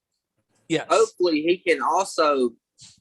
They gotta try to ease the tension that's going on, or what's reportedly going on with Luka as well, because you're not going to succeed with a superstar frustrated in your organization either. So you kind of got to balance the two. I mean, don't go spoil them and make them turn them into a crybaby and a drama queen. But at the same time, you don't want to completely go against or not have any input on coaching or stuff like that as well. You kind of got to do it in between. Yes. Yes, absolutely. I think that's it on everything else for that point, but we're going to now there's one or two quick NFL news points. I know that there hasn't been, of course, with the NFL offseason going on, there hasn't been too much going on, but real quick, Steelers have cut Pro Bowl guard David DeCastro after 9 seasons with the team. Ian Rappaport from the NFL Network reported that they will save $8.75 million in cap space with him being cut from the team. He's been one of the big pillars of their offensive line. He's had several Pro Bowl appearances. He's had 6 consecutive Pro Bowl appearances, but unfortunately, he's been dealing with ankle injuries and other injuries that have kind of hurt him and made him think about his future with not only the team but in the NFL in general. But in the process, they've signed a 5-time Pro Bowler, Trey Turner. Interesting. He only appeared in 9 games because he battled a groin injury. So he didn't have a good performance coming into this new signing, but of course he's looking to redeem himself this season. Also, real quick, if you guys have anything to discuss on that, you guys can. The Bears wide receiver Marquise Goodwin will be competing in the long jump at the U.S. Olympic trials. Ooh. So, of course, me smiling, seeing my Bears get some representation in that front. Chicago. I know a lot of players have. Speaking of the Olympics, I know several players, especially on the NBA, on the basketball side of things, have pulled out because of the COVID pandemic and everything. I'm trying to remember the players who pulled out of the Olympic trials so far who have If not. I'm not mistaken, was LeBron one of them? I believe Yeah, LeBron. I know 3 big names were Chris Paul, Steph Curry, and LeBron. Which makes total sense because who even knows that the Olympics are still going to happen? Because being a fan of New Japan Pro Wrestling, and we try not to bring it to wrestling as much on the show, but this is kind of ties in with the situation at hand. New Japan actually at the beginning of this month had to cancel 3 of their events because of a COVID outbreak in the company itself, where 3 wrestlers had to be gone for 2 weeks. Yep. Because 2 of them contracted COVID and 1 of them had COVID-related symptoms. And Japan is already under a state of declaration of emergency where, events only run for certain times. They only run for 2 hours and they have to quit and all this other stuff. So there's other restrictions. And that's the thing that's questioning is, are players, whether it be NHL, whether it be NHL, especially with you got to remember soon with the Winter Olympics coming up in a couple of years, hopefully, vaccines will be more, widely available and all this other stuff. But when it comes to that, or the NBA players starting for the U.S. Olympic team, it's going to be a question as, are they going to take the risk and, possibly get COVID overseas and either bring it back home to their families or have to deal with something that debilitating overseas and not be home where they should be. It's not worth the risk to me. Yeah, and that's what LeBron and Steph and them are trying to show, is that it seems like it's just not worth the risk. While they would love to be able to win a gold medal and have it on their resume, their health is not that. Their health is not a token to be risking for a piece of metal with a piece of metal with a string around it. Yep. That's true. Yeah, to me, it's just not worth it. And no. Steven, you got any quick points that you want to make on anything that we talked about? I think I'm good right now. All right, we're gonna go ahead and get into a little bit of some MMA news, which is kind of course, my specialty. Which, by the way, quick announcement, when Hijacker Mike returns to Nationwide Fights, which will be relatively soon. Hopefully, he said in July it'll be back. So will Cage Fight Chronicles, my section. It will be back as well in July. As we pick up steam towards the middle of this year with UFC, which is going to be very interesting, especially with the big Dustin Poirier, Conor McGregor fight, the trilogy, which I'm excited for. That's going to be a very interesting fight. I mean, McGregor, he's asking for it. Does he want to get knocked out again? He's asking for it. All that trash talking, all that bragging is going to end up him on the receiving end of another knockout. He's toasted. Absolutely. Toasted. Oh my God. But I'm gonna get quick little thing on last week. We had this past week we had a UFC event on ESPN Plus, and that was main evented by Dan EJ taking on the Korean Zombie Chan Sung Jung. Of course, we know the Korean Zombie known for his ability to take severe damage and still keep going. Hence his nickname. Jung won that by unanimous decision, 48-47, 49-46, and 49-46. So it was a pretty decisive fight, and I even watched some of it recently, and I thought it was a really, really good. Fight. Chan Sung Jung proved that he's on his way back, man. He's looking good. So I know he had been out because of some injuries and different things like that, but yeah, it's good to see him back out there. Yeah. Also on that card in the co-main event was Sergey Spivak taking on Alexei Olenek. Spivak won that matchup unanimous decision, of course. 29-28, 29-28, 29-28 across the board. Also, in a bantamweight fight, Marlon Rivera took on Davey Grant. That was another unanimous decision. 29-27, 29-28, 30-26. that fight was a pretty decisive victory for Marlon. There other one. Oh yeah, and also to start off the night, Matt the Immortal Brown, knocked out Diego Lima in the second round, 3 minutes and 2 seconds, with a one-punch KO that laid him out. Wow. And of course, you had to drop the Adnan Bird. But that was a hell of a fight, though. Matt Brown, if you guys don't know, that man has been around for a long, long time. I believe he's been over a decade with the UFC, and he's one of the, I think he was from like the first 3 or 4 seasons of The Ultimate Fighter. He's still one of those few people that's left. And Diego Lima, of course, former Bellator champion, former Bellator welterweight champion. So that was a hell of a fight. But Matt Brown, of course, being the veteran in this game, knew what to do. And Matt's got that powerful hand of his, and that's all it took. The next fight coming up, actually, will be UFC Fight Night, Gane versus Volkov. Big, huge main event fight with Cyril Gane versus Alexander Volkov in a heavyweight fight. Also, Vince St. Preux returning to the octagon to take on Tanner Boser. Rorie Barcelos will take on Timur Valiev. Andre Fili will take on Daniel Pineda. And of course, those fights are bantamweight and featherweight, respectively. Tim the Dirty Bird Means is back in the UFC again as he takes on Nicholas Dalby. And Jay Herbert will take on Renato Mosiano. So that's the main card set up for that fight. That'll take place on the 26th, which is, of course, this weekend.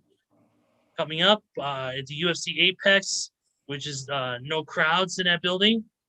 Conor McGregor and Dustin Poirier, UFC 264 will take place July 10th at the T-Mobile Arena in front of a sold-out crowd.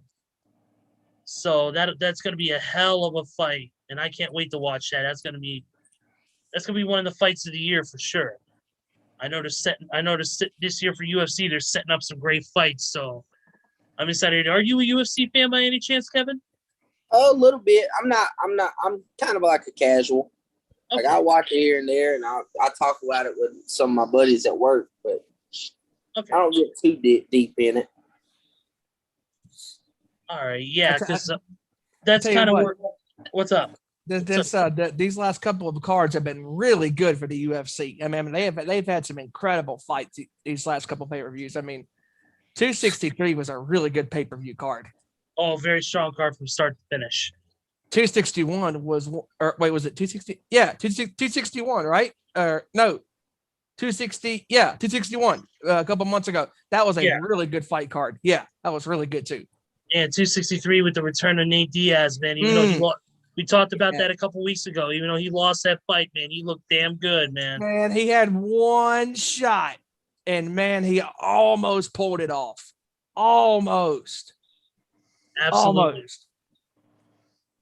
Yeah, that was a hell of a fight. Nate Diaz proved that he is far from done in the UFC, far from done in MMA. He's still got a lot to prove, and I expect big things from Nate. I expect big things from a lot of these fighters, a lot of these guys, these veterans who are coming back, like a Tim Means, a Vince St. Preux. Yep. I know it's a lot of the young guard taking charge right now, but that's a good thing. You know the old adage: don't respect your elders, or respect your elders. In this case, respect your elders, or you're going to get knocked the fuck out. You know? Yeah, exactly.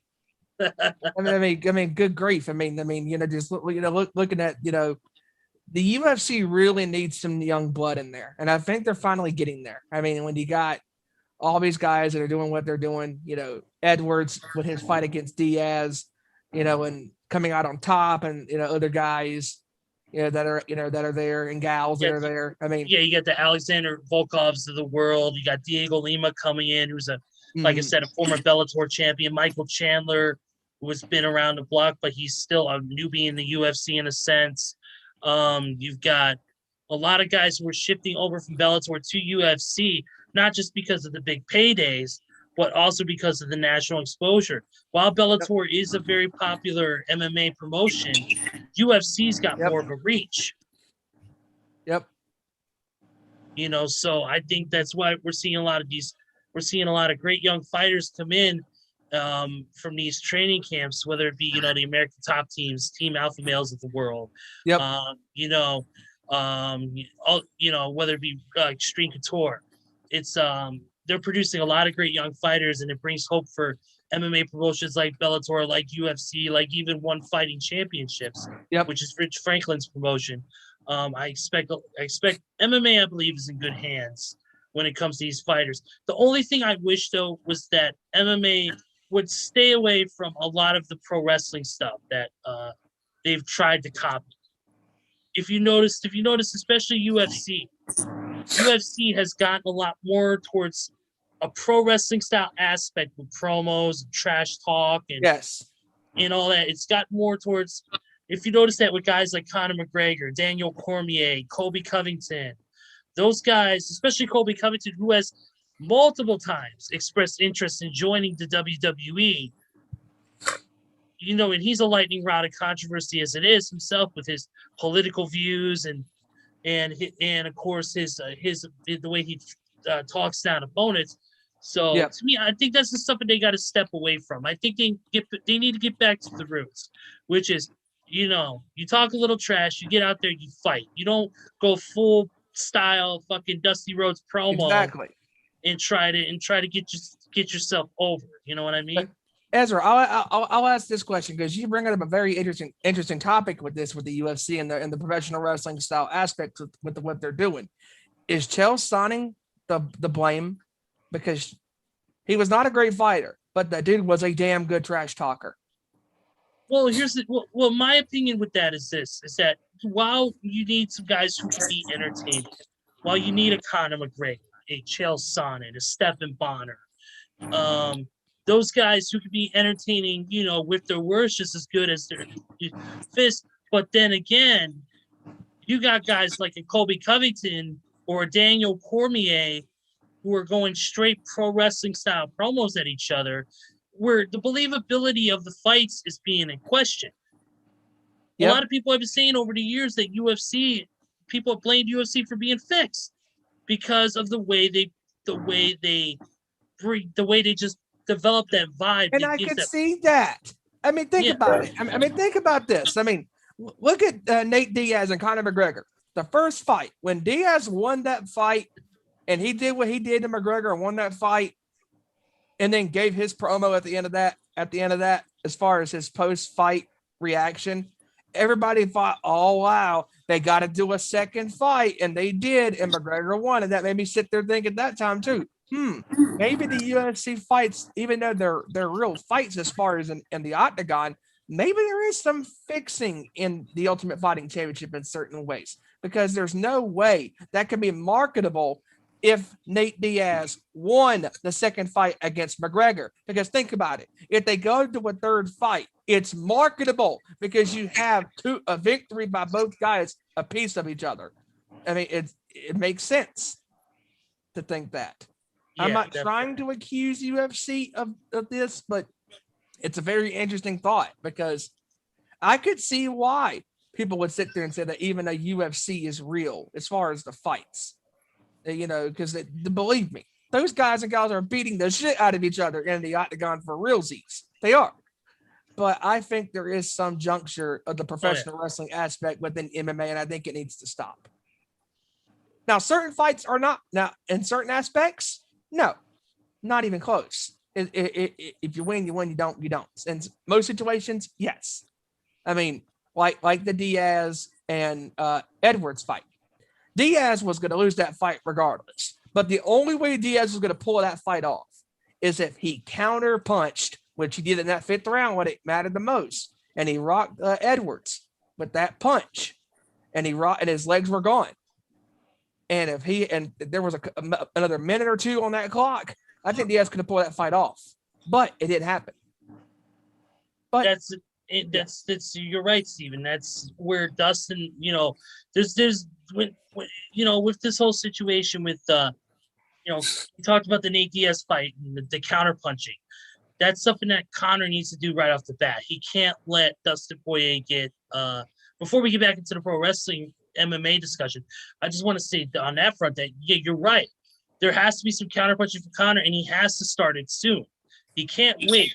Let Dustin get his feet and let him start firing on all cylinders, because once he gets his footwork down, once he gets his timing down and the distance, that's it.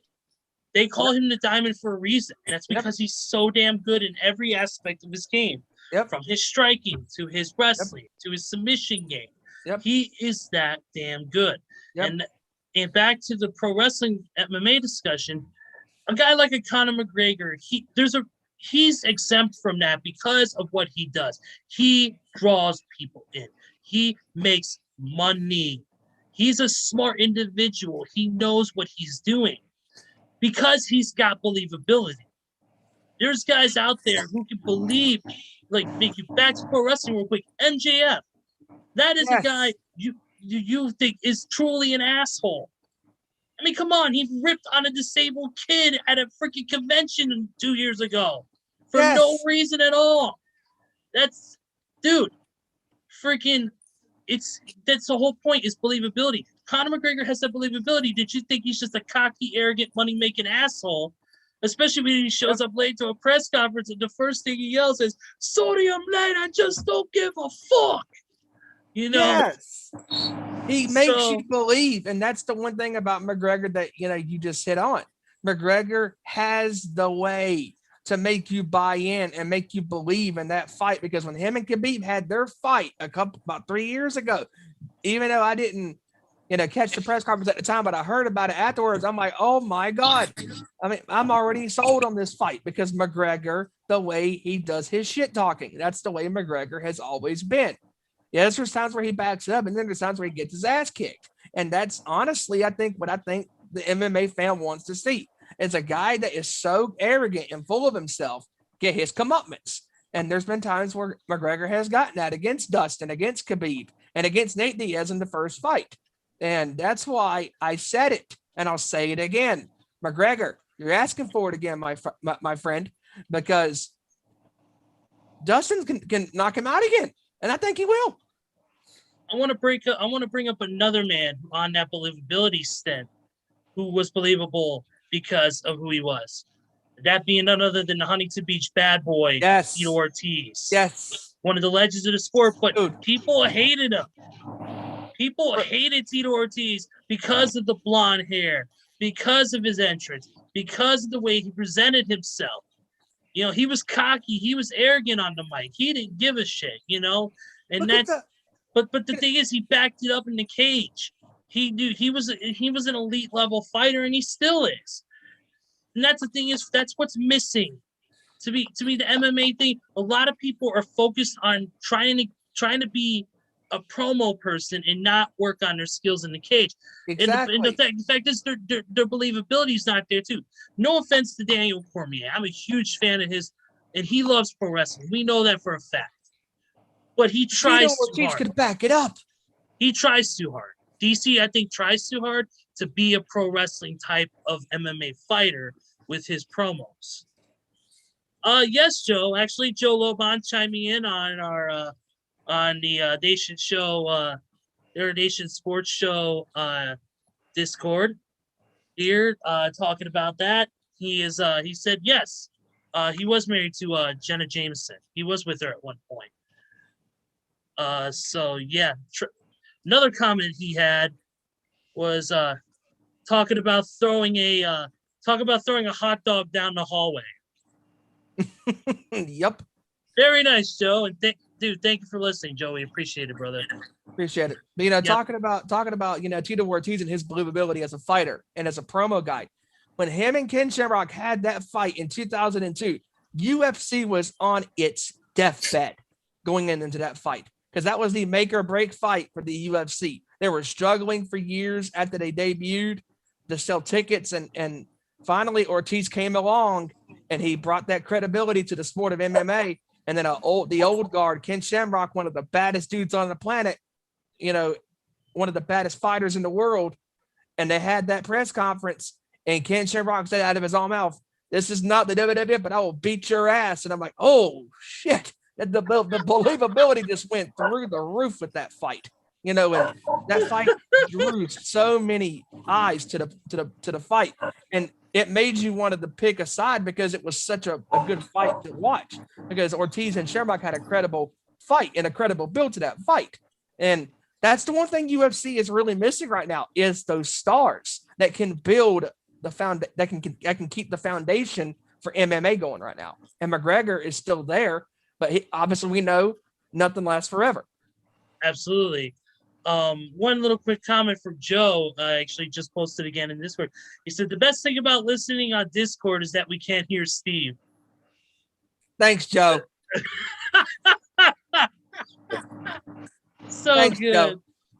Kevin, any comments you have on what we've been talking about?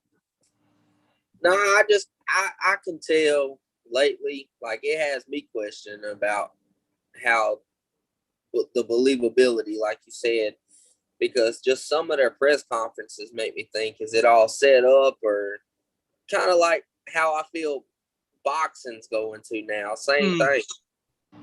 It just, the press conferences, and honestly, it sounds like a promo straight out of from WWE. Honestly, I think that the whole boxing thing has been going on for 20 plus years. Oh, I know. I'm just saying. I mean, look at the Lennox Lewis and Mike Tyson fight from 2002. That press conference looked staged at times. Yeah. I know. I mean, don't get me wrong. There are some press conferences out there where fighters mutually agree to do something, like whether it's a stare off or whether it's something funny, something like that. Whether they're going to dance on stage or do some funny like handshake or something like that, if they're really respectful to each other, or if it, but a lot of these times, there's a lot of these fighters who, like Evanderlei Silva, Quentin Rampage Jackson, where they were shoving each other and had to have security pull them apart. Yep. When you have legitimate heat, like a Chuck Liddell, a Tito Ortiz segment or whatever. So, RA posted a reply to Joe about the Steve comment, and it says, "Oh, it's a Kurt Angle gift saying, oh, it's true. It's true." But in closing on the segment, I just feel like that UFC needs to go back to its grassroots and really go back to what it was about, the fight. While the presentation, yes, I can see, whether it be, and that's another thing that pisses me off, is the fact of the sponsorship with Reebok. Remember when fighters would come out with their own tights, their own shorts, decked out in whatever design with as many sponsors as they can on them? Like Chuck Liddell, he had the blue tights with the icicles running down them, and he had all the different sponsorships. Or even Tito Ortiz, he had Punishment Athletics on his shirt, which is his clothing brand.